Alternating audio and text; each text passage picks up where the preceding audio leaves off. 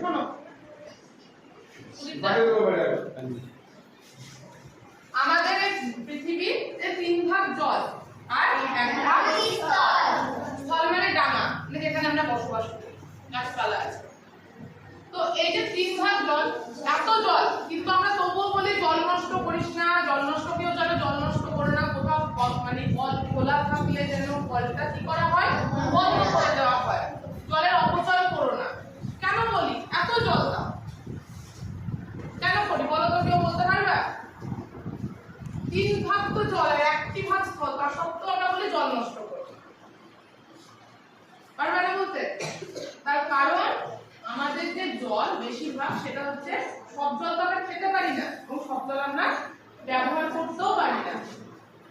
যেসব নোনা জলকে আমরা খেতে পারবো, সমুদ্রের জল কেউ খেতে পারবো না, কারণ সমুদ্রের জল লবণাক্ত। তাহলে আমরা খাই কোন জল? যেটা মাটির নিচে আছে, যে জল, মিষ্টি জল, পেয় জল, সেটা আমরা খাই।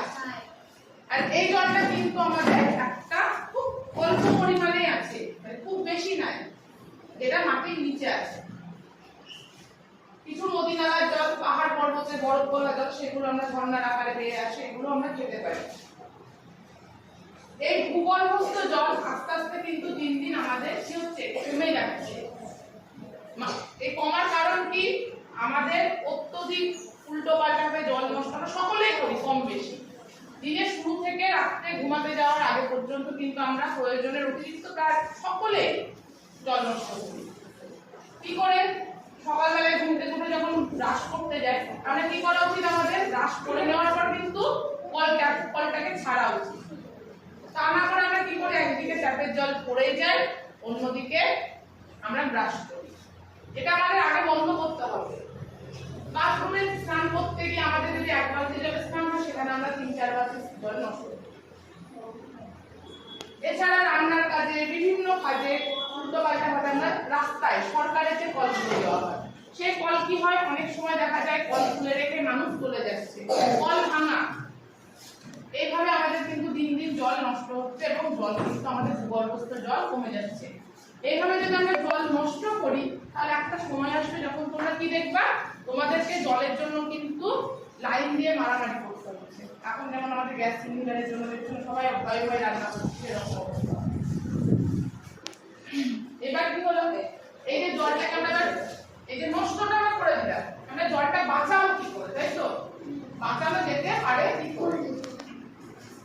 দেখো, যখন আমরা সবজি ধুই বা কাপড় কাচি, তার তো একটা জল থাকে, নষ্ট জল, নোংরা জল। সেই নোংরা জলটা আমরা কি করি?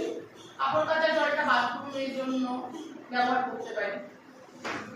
আবার সবজি ধোয়া জল, চাল ধোয়া জল, এগুলো আমরা একটু জমিয়ে রেখে গাছপালায় দেওয়ার জন্য, যাতে গাছের পুষ্টিও পাবে গাছ, আবার আমাদের জলটা বেঁচে গেল। স্নান কল, অযথা কলকে আমরা খুলে রাখবো না, অযথা কেউ আমরা কল খুলে রাখবো না। কোথাও কল খোলা থাকলে আমরা কি করবো? কলটা বন্ধ করবো। সরকারি কোনো জায়গায় কল ভাঙা থাকলে আমরা চেষ্টা করবো পাড়ার লোকজনের সহায়তা নিয়ে যে কলটাকে একটু মেরামতি করা, যাতে আমাদের জল এভাবে নষ্ট হয়ে বয়ে না যায়। না তো পরবর্তী প্রজন্ম কি হবে, পরবর্তী যারা তোমরা আসো, জলের কষ্টতে ভুগবা। তারপরে গাছপালা আমাদের আর সেভাবে সবাই নিজের মন মর্জি মতো গাছপালা কাটাকাটি চলছে, যার কারণে এখন